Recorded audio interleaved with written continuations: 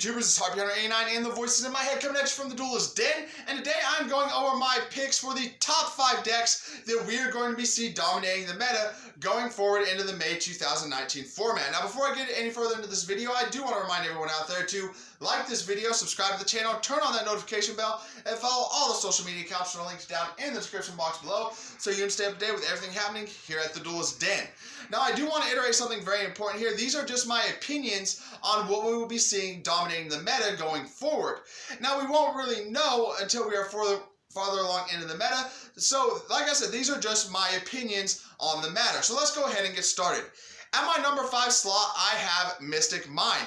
Now, if you don't know what Mystic Mine does, it is basically Chain Burn that utilizes the Mystic Mine field spell. Now, Chain Burn in and of itself is a pretty difficult deck to get around, but not impossible until you throw in the Mystic Mine field spell.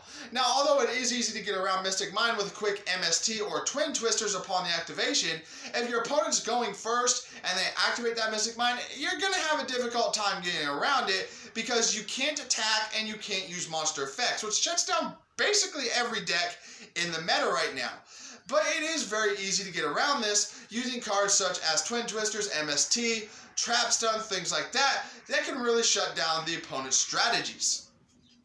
Coming in at number 4, we have Evil Eye. Now, Evil Eye is another stall deck that stops your opponent from targeting your Evil Eye monsters while simultaneously boosting the attack of your Evil Eye monsters and getting rid of your opponent's resources. Now, the reason this made it higher than the Mystic Mine deck is because while Mystic Mine is susceptible to a whole host of cards, which, like I said, Twin Twister, MST, Trap Stun, things like that, Evil Eye doesn't have that restriction. Even if you manage to get rid of their spells, they still have their monsters and their monster effects that they can utilize to attack you directly. Plus, they utilize the extra deck more than Mystic Mine does.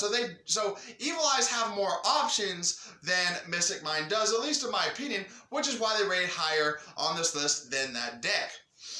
At my number 3 spot, I have Sky Strikers. Now, Sky Strikers are still a very, very powerful deck. On the most recent ban list, they only got 1 hit, and that was Kagari going down to 1.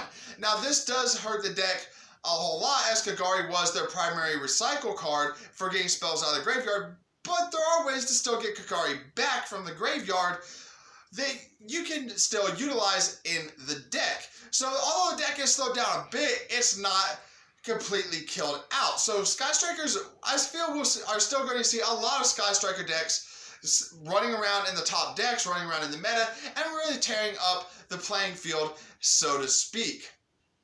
At my number 2 spot, I have Thunder Dragons. Now, Thunder Dragons really didn't get hit at all on the ban list. If anything, they got a little bit more powerful because they can still utilize Super Polymerization, which is now at 2 in the TCG. So, if anything, Thunder Dragons got just a little bit more powerful with the current ban list. And with nothing actually getting hit from the deck, we are probably going to still see them tearing up the meta going forward. At my number 1 spot, if you haven't figured it out, we have Salamangreats. Now, Salamangreats, yeah, they did get a hit with Lady Debug going down to 1, but you also have to consider the fact that they still have access to their full combo piece, 3 Spinny, 3 Gazelle, the Jack Jaguar. They didn't really get hurt at all. Furthermore, they can still utilize cards such as Flame Buffalo in the deck, and with Dane now out and about, they have access to Signet Mining, which is a very, very powerful card in this deck, and they got 2 more support cards for the deck as well. So, Salamangreats are really just more powerful than they ever have been right now. And if you think about it, they have everything. They have control, they have removal, they have swarming capabilities, they have beat sticks. Salamangreats really is a full package deck that a lot of people are playing with the new ban list out. But anyway, those are my opinions on what we are going to be seeing going forward into the May 2019 format. I would love to know what you guys think we will see going forward in this format down in the comment section below. And until next time, guys, it's Tahlequah and the voices in my head just wanted to say Yu-Gi-Oh! Is not just a game. Yu-Gi-Oh! Is life.